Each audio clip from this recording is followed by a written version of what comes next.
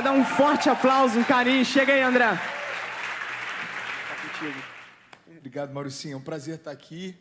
E é um prazer porque eu sei que durante muito tempo vocês supriram hoje o meu pastor Felipe, né? Sim. Ele fala com muito carinho dessa igreja. Eu estou feliz de estar numa igreja que prega o evangelho genuíno, sabe? Sim. Eu quero falar um pouco sobre Jesus, a graça dele. E tem alguém que quer ouvir falar de Jesus nessa noite? Glória a Deus. Bom, eu me sinto em casa porque eu sei que vocês celebram a vida de Jesus. Eu me sinto em casa porque eu sei que vocês celebram a palavra que sai da boca dele. E é sobre isso que eu quero falar nessa noite, amém? Eu quero falar sobre evangelho sem filtro. Esse é o tema dessa mensagem.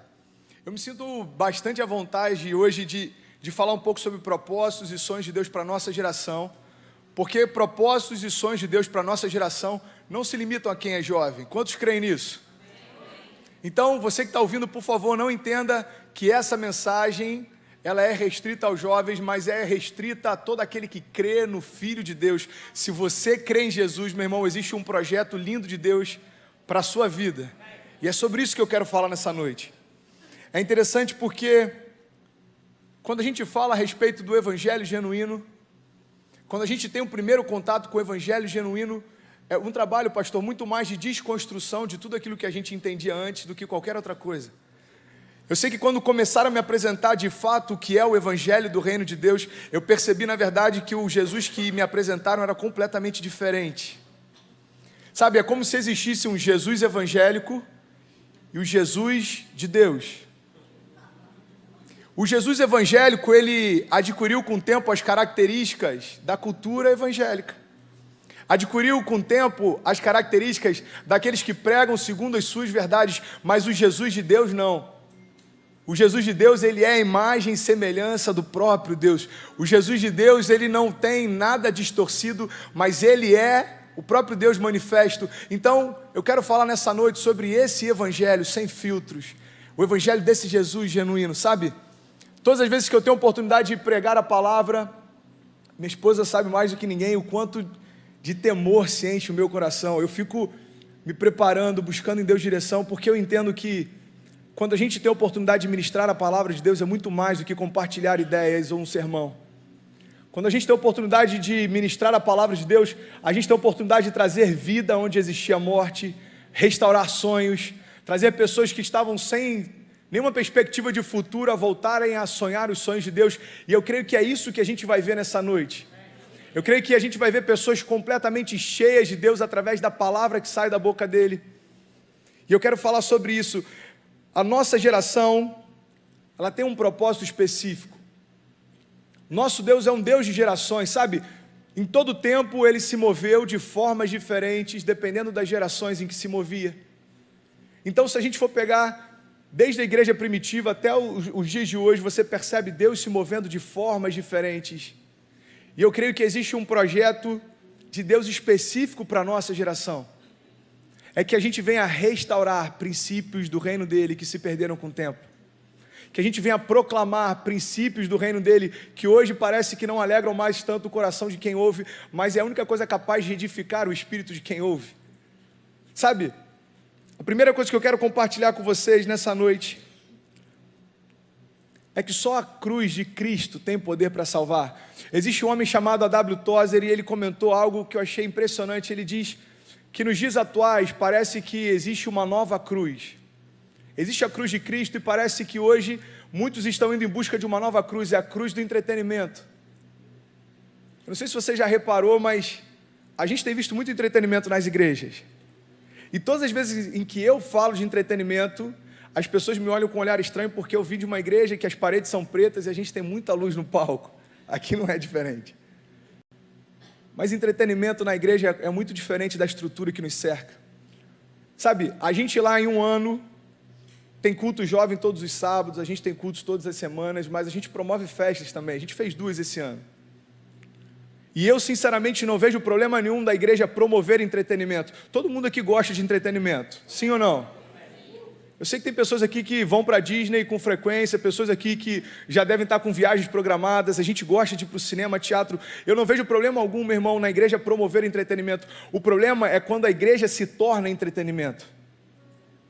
O problema é que quando as luzes se apagam e acaba a música, a gente não tem mais nada além de entretenimento. Eu creio que a nossa geração foi chamada para restaurar isso. Preste atenção, não importa o que as pessoas têm buscado quando entram na igreja, se elas estão indo em busca de entretenimento ou de promessas vazias para se sentirem satisfeitas, o que importa é que todas as vezes em que cada um de nós estiver com a oportunidade de ministrar a palavra, independente da motivação de quem entrou, eles vão sair com uma certeza: o evangelho genuíno de Jesus é mais apaixonante do que qualquer outra coisa.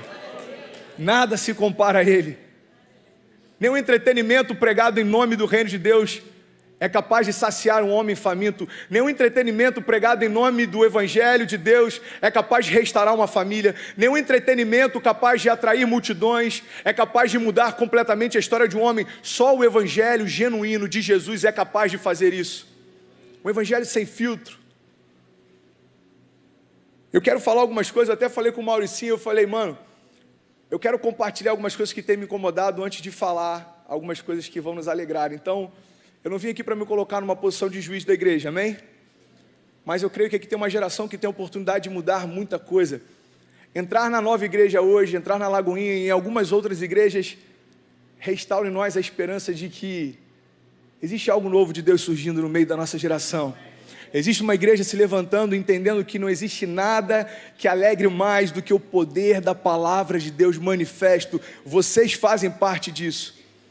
Existe da parte de Deus expectativa para que essa igreja se levante. Lá na nossa igreja a gente colocou o nome de Next nos jovens, próximo, porque há muito tempo nós ouvimos falar que uma próxima geração vai se levantar, uma próxima geração vai se posicionar, uma próxima geração vai ser parte do avivamento, e nós entendemos que nós somos essa próxima geração. Você faz parte dessa geração, você faz parte disso. Isso é hoje. Consegue água para mim, por favor?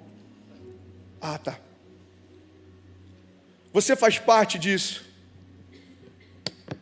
Abre para mim, vaso. Obrigado.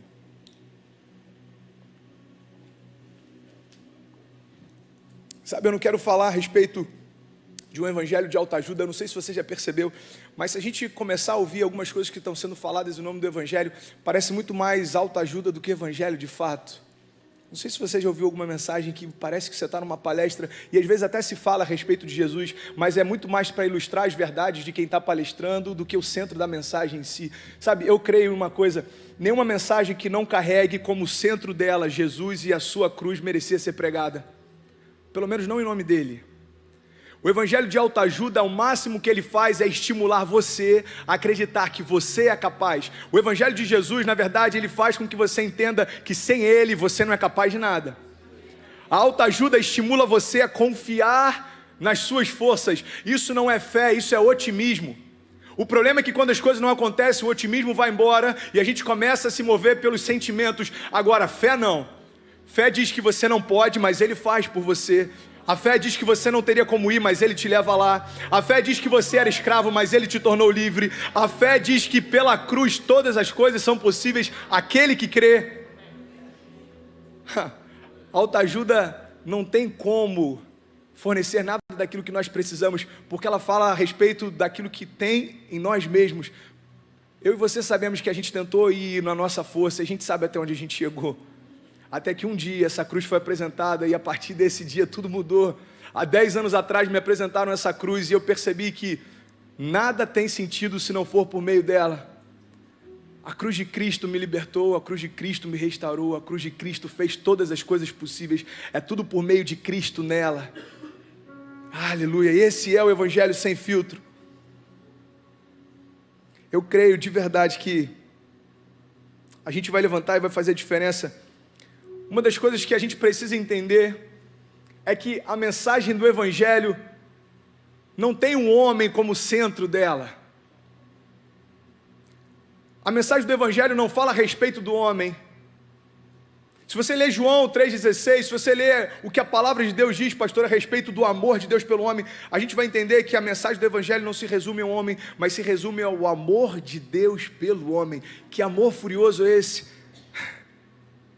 Que amor furioso é esse, capaz de invadir o inferno para trazer de volta o que sempre foi seu? Que amor furioso é esse, capaz de romper todas as barreiras? Sabe, o que Jesus fez, na verdade, foi colocar por terra todas as certezas que existiam sobre a face da terra. Ele fez muito mais do que curar enfermos, ele fez muito mais do que sarar feridas abertas. Jesus, ele venceu a própria morte. Você tem noção do que é isso?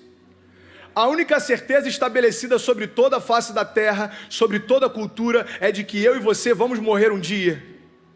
Você pode entrar aqui hoje, talvez você nem creia no que eu estou falando, mas uma certeza a gente tem em comum: nós vamos morrer um dia. O impressionante é que até essa certeza Jesus lançou por terra, porque ele venceu a morte e ele mudou completamente todas as coisas. Glória a Deus! Glória a Deus! É desse evangelho que eu vim falar nessa noite. Talvez algumas pessoas me ouvindo, algumas pessoas pela internet vão falar: bom, André, então o que você sugere? A gente precisa de uma nova reforma? A igreja não precisa ser reformada novamente, sabe?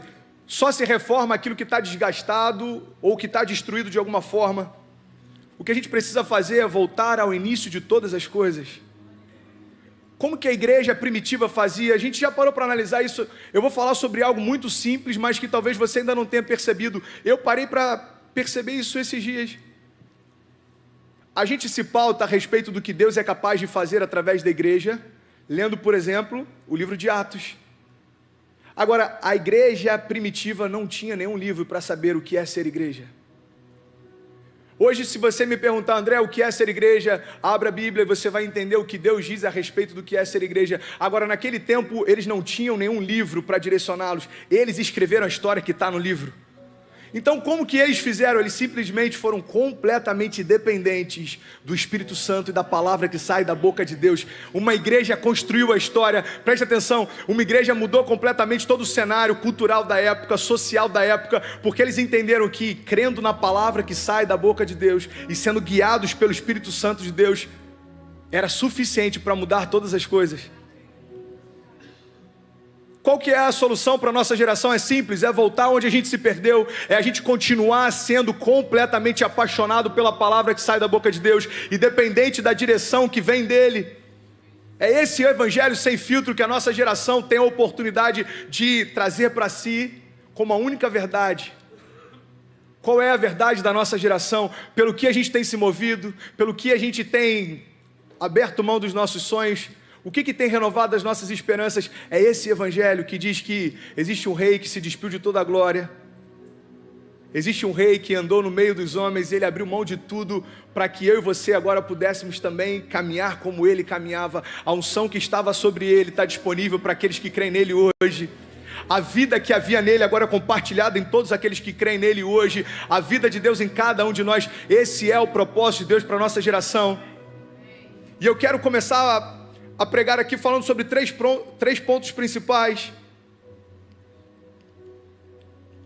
E o primeiro deles é o propósito dos sonhos de Deus em nós. Billy Graham diz que, ele tem uma citação que eu achei incrível, ele disse que na igreja primitiva, se retirassem o Espírito Santo dela, 95% de tudo que ela fazia cessaria na hora, imediatamente. Na igreja dos dias de hoje, se retirássemos o Espírito Santo, 95% das coisas ela continuaria fazendo sem problema algum. Uma geração dependente do Espírito Santo faz aquilo que só Ele pode fazer, vai a lugares que só Ele pode levar, sonha sonhos que só Ele pode gerar. Ei, quais são os sonhos que têm tomado o teu tempo? Quais são os projetos que têm enchido o teu coração de esperança? Os sonhos de Deus verdadeiramente são melhores que os meus.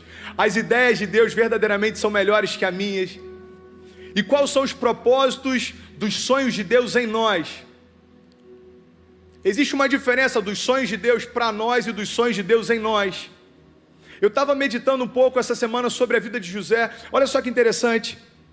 Se a gente for analisar a vida de José, você vê que ele era muito querido pelo seu pai, e a partir do momento que ele compartilha os sonhos de Deus, ele passa a ser odiado pelos seus irmãos.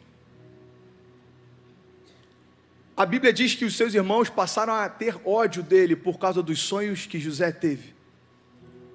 Logo em seguida a gente vê que José, ele foi vendido pelos próprios irmãos. José, ele foi levado cativo, ele foi humilhado. Tudo isso por causa dos sonhos. Só para você ter uma ideia, a Bíblia diz que quando ele se aproximava dos seus irmãos, enquanto eles trabalhavam, os irmãos olharam para ele e disseram assim: olha, lá vem aquele sonhador. O que marcou, o que caracterizou José não era quem ele era em si, mas eram os sonhos de Deus que haviam dentro dele. Preste atenção.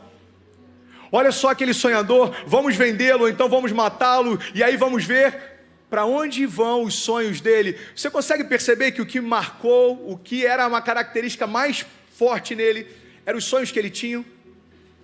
Você não vê a Bíblia falando muito a respeito das características de José, falando muito a respeito do que ele fazia, falando muito a respeito de quão interessante ele era. Tudo isso passa batido, pastor, mas existe algo que a Bíblia ressalta. Existia um sonho de Deus no coração de José, e isso tornou ele especial. O que torna uma geração especial não são os sonhos que a geração tem, mas são os sonhos de Deus dentro dessa geração. José ele foi vendido, depois ele passou um tempo na prisão. E a história você já sabe, eu quero resumir ao máximo. Depois de algum tempo ele é levantado por Deus e restaurado por causa dos sonhos que ele tinha. Logo depois ele é restituído por causa dos sonhos que ele tinha. Até que ele chega até o faraó, ele apresenta a visão que Deus dá para ele. E aí o faraó foi cercado de tanto temor em relação à presença do Espírito Santo dentro de José, que o faraó retira o anel dele, coloca sobre José e diz: sobre toda a terra do Egito nenhum outro homem terá tanto poder e autoridade como José. José só será superior a mim enquanto eu estiver no meu trono, porque quando eu descer dele, nós teremos a mesma autoridade. Presta atenção no que o faraó disse, olha só que interessante. Em toda a terra do Egito ninguém fará nada, levantará uma mão sequer ou um pé, sem que haja uma palavra da boca de José. José foi humilhado por causa dos sonhos de Deus. José foi vendido por causa dos sonhos de Deus. José ele foi oprimido por causa dos sonhos de Deus. José ele foi restaurado por causa dos sonhos de Deus. José ele foi exaltado por causa dos sonhos de Deus. José ele foi honrado por causa dos sonhos de Deus. Ei, a palavra não quer falar a respeito de José, mas a palavra diz a respeito dos sonhos de Deus na vida de José. Você quer marcar uma geração? Diga sim para os sonhos de Deus dentro de você. Da parte dele nós já temos o sim, o amém. O problema é que a gente está entendendo que Deus vai tornar os nossos sonhos reais, e para isso a gente quer a bênção dele. Não, preste atenção, Deus não chamou uma geração para sonhar os seus sonhos e andar com a bênção dele para isso. Deus chamou uma geração para sonhar os sonhos de Deus, e quando a gente faz isso, nós já temos dele a bênção e a aprovação para todas as coisas. José viveu os sonhos de Deus,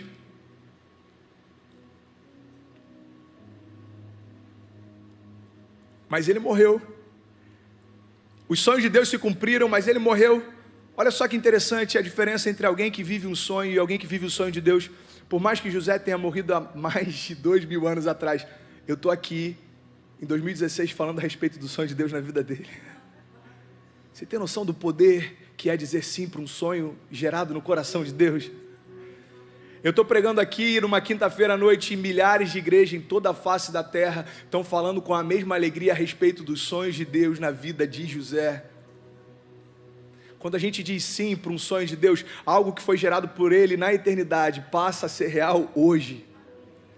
Dizer sim para os sonhos de Deus é algo maravilhoso. É a melhor coisa que pode acontecer na vida de um homem. Mas sabe como que a gente tem visto nesse evangelho cheio de filtros? A gente vê o dizer sim para um sonho de Deus como algo sacrificial. Eu vou te dar um exemplo. É muito comum alguém pregar o seguinte: olha, você precisa abrir mão dos seus sonhos para que você viva os sonhos de Deus. E o que o nosso coração entende imediatamente? Que isso é um sacrifício. Vocês concordam comigo? Não, eu aceito. Senhor, eu aceito esse sacrifício. Então, eu abro mão dos meus sonhos para viver os seus sonhos. Olha só que coisa incrível. Agora, quando a gente começa a ver na perspectiva de Deus, a gente entende o seguinte: não, peraí, eu sou limitado e eu não tenho ideia da onde eu vim, para onde eu vou. Eu não tenho ideia do que o futuro me reserva, eu não tenho ideia das promessas de Deus a meu respeito. Eu só vejo parcialmente aquilo que ainda vai ser revelado plenamente.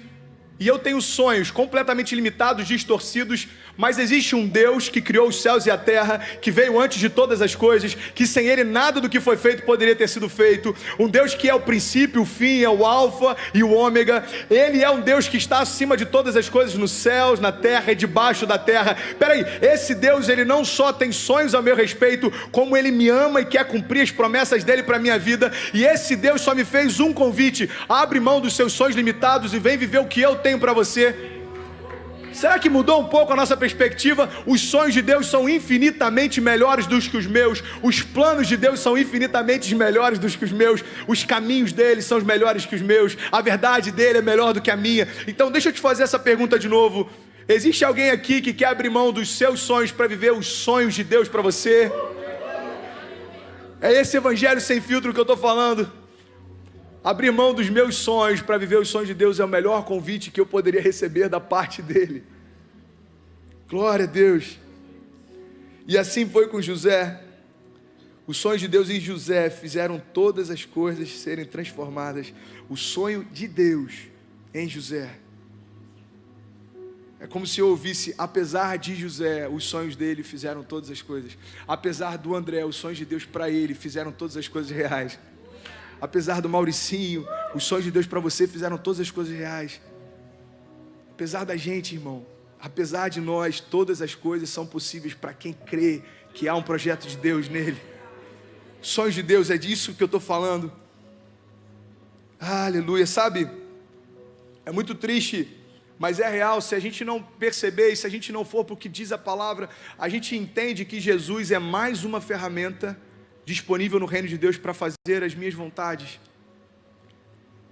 O que é Jesus? Bom, Jesus é mais uma ferramenta, existem várias. Existe o nome de Jesus, existe o sangue de Jesus, existe a cruz e existe Jesus. Em alguns momentos eu utilizo ele para poder trilhar o meu caminho. Preste atenção, Jesus não é mais uma ferramenta no reino de Deus. Jesus é o único caminho que dá acesso ao reino de Deus. Existia uma barreira entre os céus e a terra. Existia uma barreira entre eu, você e o coração de Deus. Jesus, ele construiu um novo caminho para que a gente tivesse acesso a ele.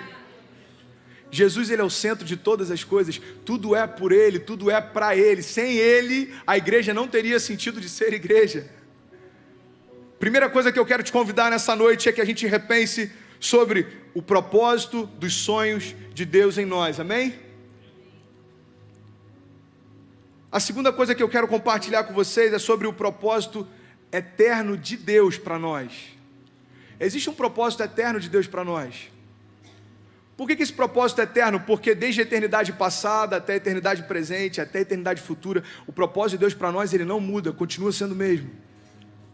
Antes de me apresentarem o Evangelho, eu achava que eu tinha nascido, e aí algumas coisas começaram a nascer junto comigo, e alguns projetos começaram a ser gerados, alguns sonhos de Deus começaram a ser gerados, mas Deus não faz nada por acaso. Você não nasceu de um acidente.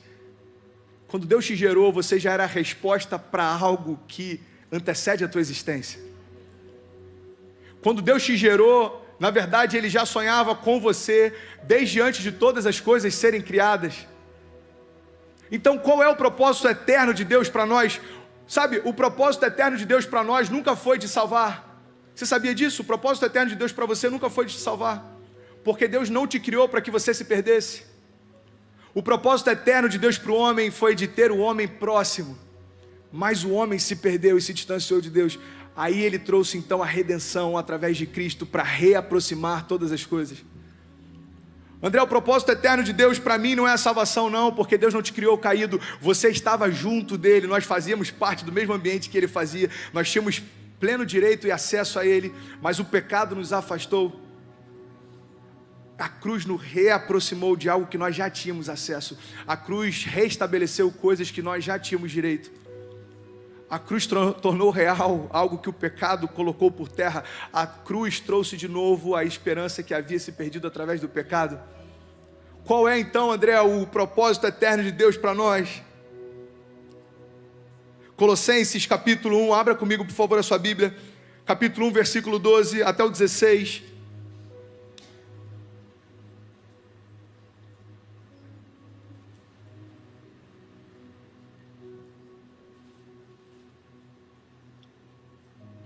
Todos acharam? Colossenses 1. versículo 12.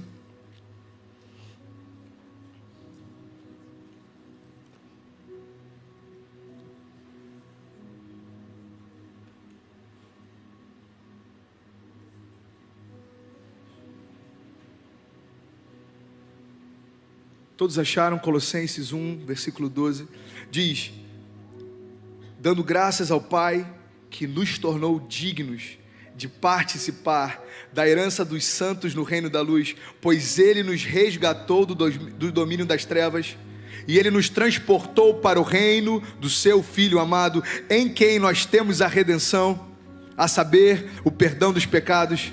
Porque Ele é a imagem do Deus invisível, Ele é o primogênito de toda a criação, pois nele foram criadas todas as coisas, nos céus e na terra, as visíveis e as invisíveis, sejam tronos ou soberanias, sejam poderes ou autoridades, todas as coisas foram criadas por Ele e para Ele. Sabe, nós celebramos a redenção. Você sabe o que significa a redenção? Redenção significa resgate. A redenção não diz respeito a Jesus tomar para si algo que nunca foi dele. Você só resgata algo que era seu e se perdeu. Jesus trouxe para si de novo aquilo que sempre foi dele. Quando a gente vem aqui à frente, levanta as nossas mãos e declara que nós desejamos a vida de Deus, a gente está trazendo para perto algo que sempre existiu. Nós fomos gerados nele e agora estamos reconciliados com ele. Eu estou aqui falando para uma geração reconciliada pelo amor de Deus naquela cruz. Eu estou falando aqui para uma geração que vai sair daqui, eu creio, e vai manifestar tudo aquilo que nós temos declarado através da sua palavra. John Stott diz que a maior dificuldade do evangelismo é que muitas vezes nós desconstruímos aquilo que nós proclamamos. Eu não sei se você percebeu, se a gente for analisar a geração que antecedeu a nossa, pastor, você deve ter visto isso há muito tempo. Igrejas extremamente lotadas e pastores sem caráter ministrando no altar, mas eles pregavam bem e a igreja se alegrava em ouvi-los. A gente foi de um tempo, e não faz muito tempo, em que a gente via na igreja brasileira homens e mulheres ministrando com casamentos destruídos, sem caráter e muitas vezes sem temor, mas a igreja se alegrava em ouvi-los porque o sermão deles era bom. Preste atenção. Sabe o que eu percebo? Essa geração que está surgindo, ela não consegue lidar muito bem com hipocrisia. Ou existe verdade de Deus saindo de você, ou não existe.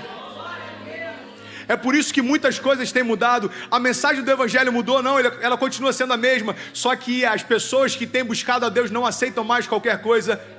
Para ministrar sobre Jesus e o seu reino, você precisa ter tempo com Ele. Para você ministrar sobre as verdades do reino de Deus, você precisa ter as mãos limpas, precisa ter caráter. Isso é o básico para que você fale a respeito do reino dele. Qual é o sentido de falar de um reino que você não vive? Qual é o sentido de falar de um Deus que restaura se você não foi restaurado? Qual é o sentido de falar de um Deus que liberta se você ainda não foi liberto? Ei, a nossa geração tem uma chamada de Deus, que é viver aquilo que tem proclamado, manifestar aquilo que tem crido.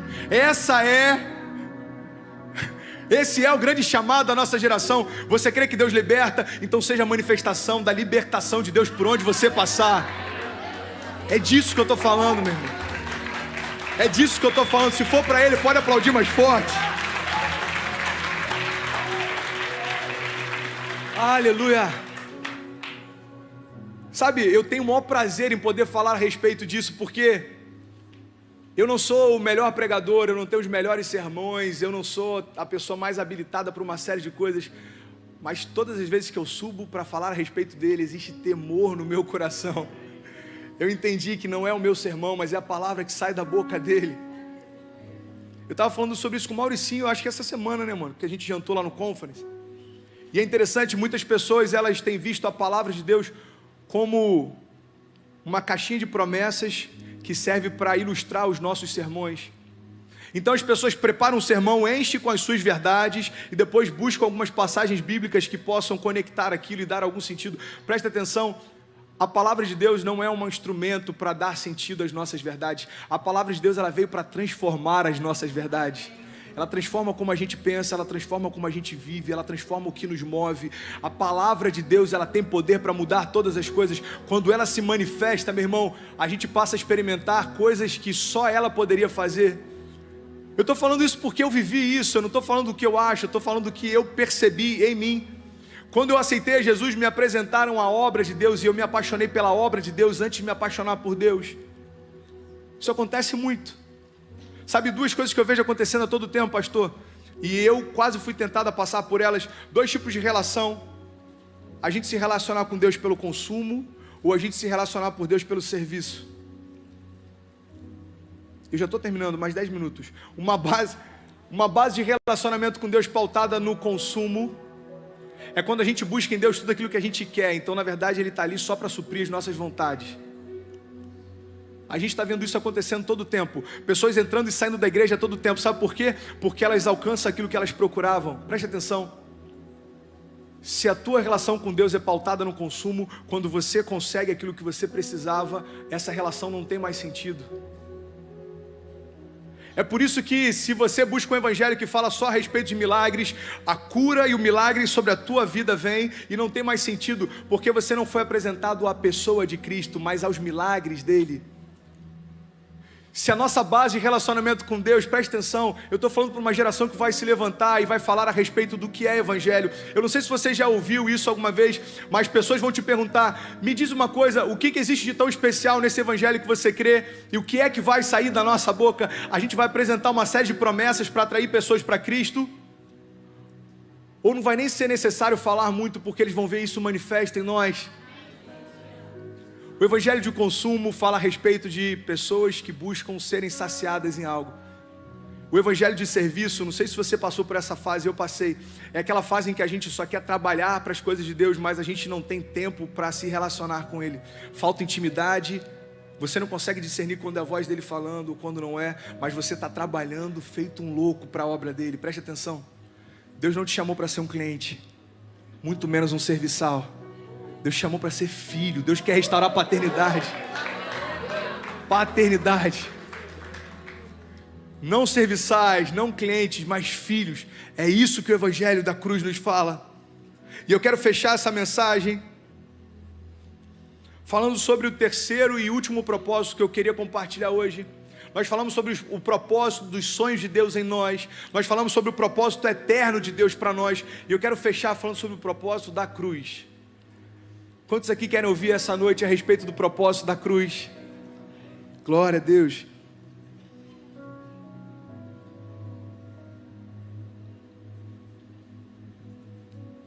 Sabe, a cruz, ela não era a principal sentença de morte, mas ela era uma das mais humilhantes. Olha o que a palavra de Deus diz a respeito da morte de Jesus. Abra comigo em Gálatas, capítulo 3, versículo 13. Gálatas 3,13.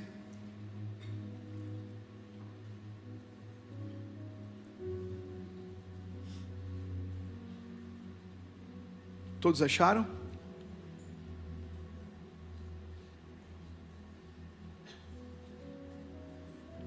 Diz assim: Cristo nos redimiu da maldição da lei, quando Ele se tornou maldição no nosso lugar.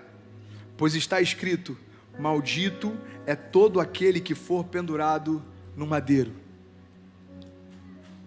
Sabe, existe uma supervalorização da cruz, e sem perceber a gente acaba tendo uma subvalorização de Cristo na cruz.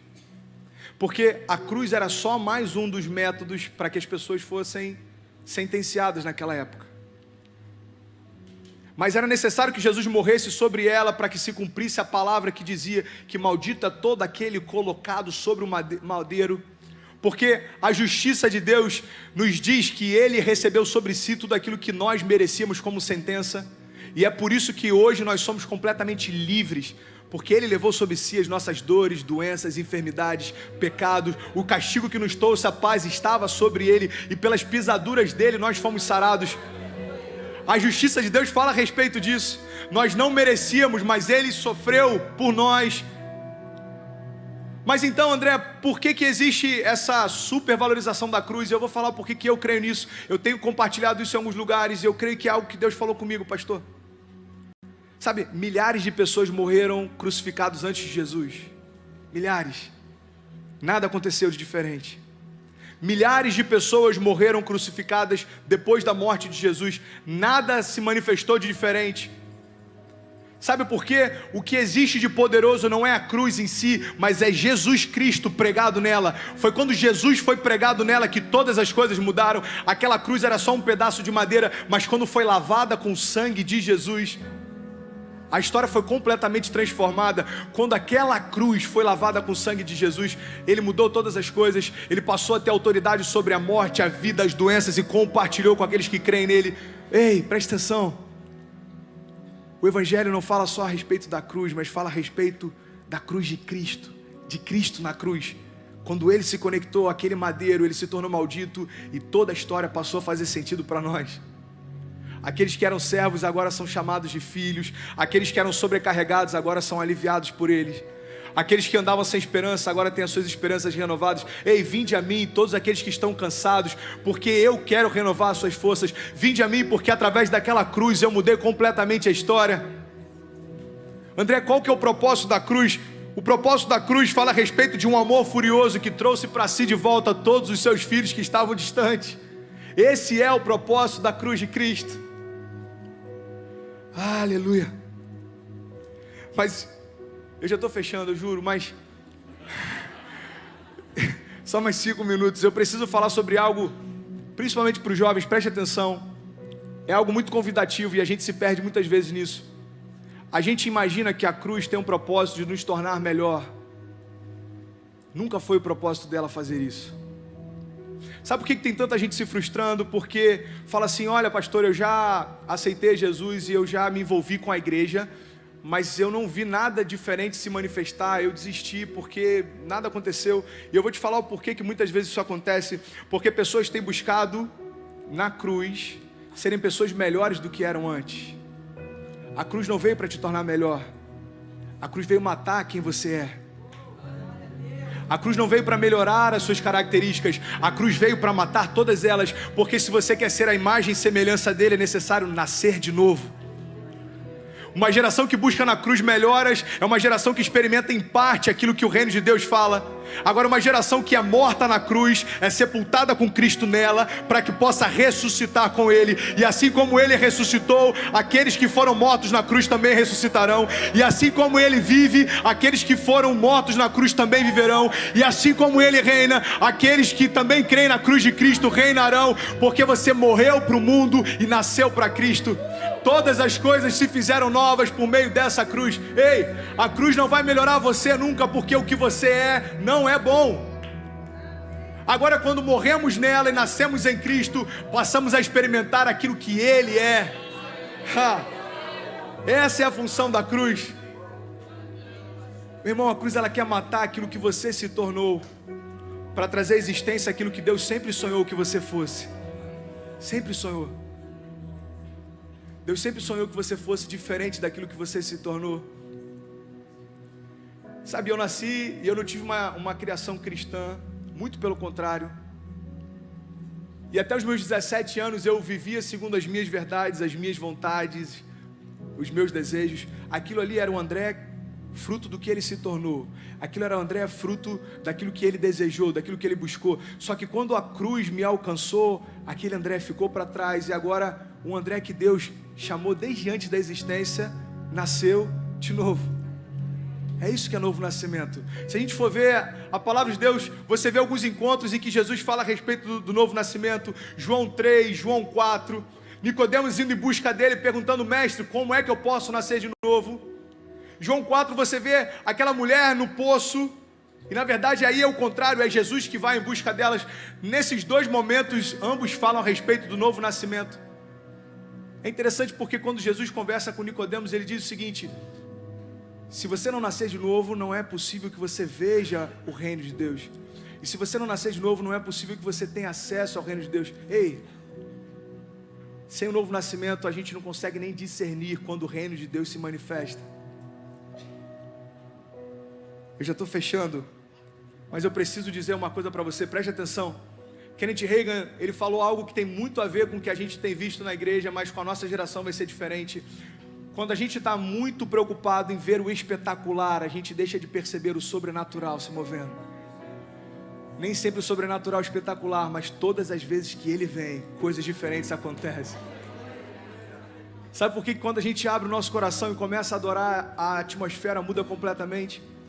Antes de você entrar aqui, antes do louvor chegar aqui, era só uma caixa escura e vazia, mas quando entra um monte de gente, começa a quebrantar o coração e clamar a presença dele, tudo muda, porque quando ele vem, o sobrenatural se move, coisas sobrenaturais acontecem. Você quer experimentar o sobrenatural? Nasça de novo, já está disponível para vocês. Abra comigo para a gente fechar em nome de Jesus essa noite. Colossenses 2:9.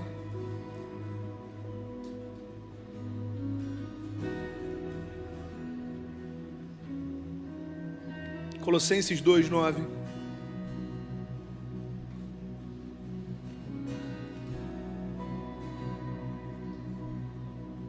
Todos acharam?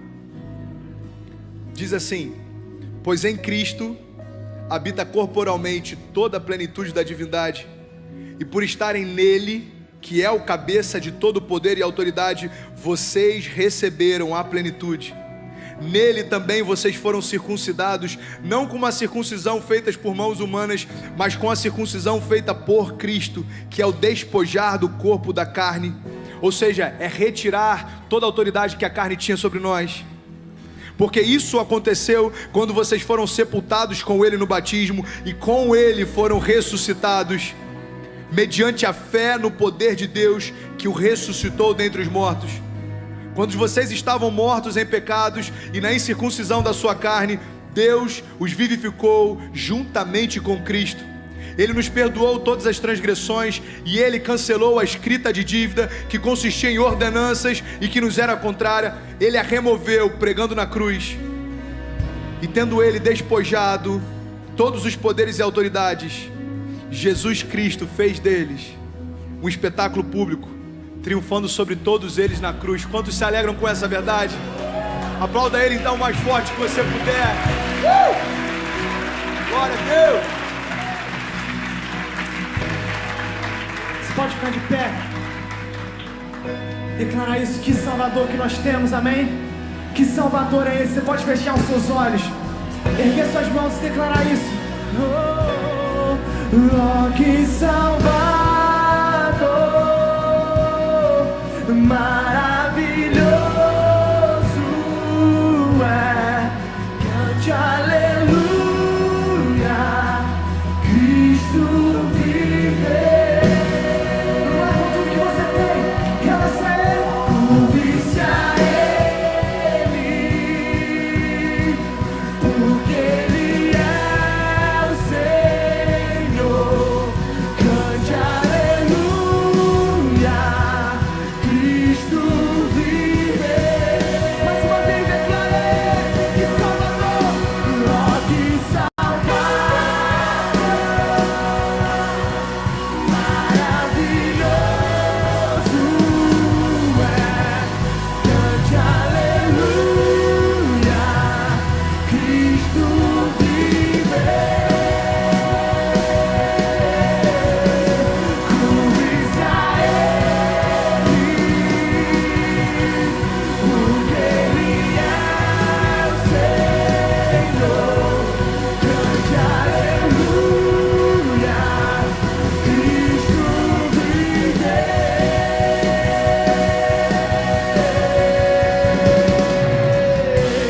Oh, venha ao altar, aos braços abertos do Pai.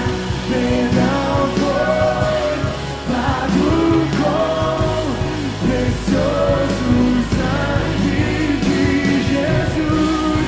Oh, venha ao altar, aos braços abertos do Pai.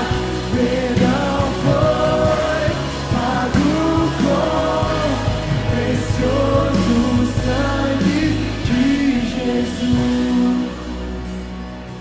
Aleluia. Quantos foram tocados pela palavra de Deus nessa noite? Glória a Deus, glória a Deus. Sabe, eu vi algumas pessoas completamente quebrantadas, E é muito natural você olhar que o brilho que está no teu olhar, meu irmão, é porque uma esperança nasceu no teu coração hoje. Quando Jesus veio à terra, o que se espalhava por toda a terra é que nasceu uma esperança. E hoje, quando nós podemos declarar essa esperança, ela é real sobre cada um de nós. E eu quero, em nome de Jesus, orar com você. Mas eu quero orar especificamente por você que de alguma forma foi tocado por essa palavra. Você que deseja viver os sonhos de Deus. Você que deseja manifestar o reino de Deus. Você que deseja ser exatamente aquilo que Ele sonhou que você fosse. Você que deseja, levante a sua mão em nome de Jesus. Eu quero orar por você. Levante a sua mão. Aleluia, feche os teus olhos. Aleluia, Pai, nós encerramos essa palavra. Nós estamos encerrando mais um encontro, Senhor, de adoração. Mas eu creio que aquilo que o Senhor despertou nos nossos corações, ninguém é capaz de deter. A Tua palavra, Pai, diz que nada foi capaz de nos separar do Seu amor, nem a morte, nem a vida, nem principados, nem potestades, nem altura, nem profundidade. Nada é capaz de nos tornar distantes desse amor furioso. Por isso eu declaro, Pai, em nome de Jesus, o amor de Deus invadindo o coração de todos aqueles que creem, aqueles que estão de mão levantadas, Senhor. Eu te peço em nome de Jesus, manifesta em nós a Tua vontade. Nós queremos fazer a Tua vontade, nós queremos percorrer os Teus caminhos, nós queremos viver os Teus sonhos. Essa é a nossa declaração de fé. Nós cremos que a Sua cruz está vazia, porque Cristo morreu por nós, mas Ele ressuscitou. Por isso nós declaramos, Pai, vida de Deus sobre todos aqueles que nele creem, em nome de Jesus. Glória a Deus! Glória a Deus! Você pode celebrar com Ele! Braços abertos do Pai, perdão foi pago com precioso sangue de Jesus. Ó, venha aos braços abertos do Pai, perdão foi pago com precioso sangue de Jesus.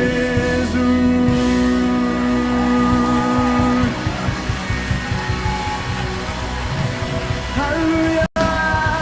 Você pode dar uma salva de palmas. Aquele que te salvou, aquele que te curou, aquele que te deu um novo sonho, um novo plano, uma nova vida. Nos alegramos em Ti, Jesus.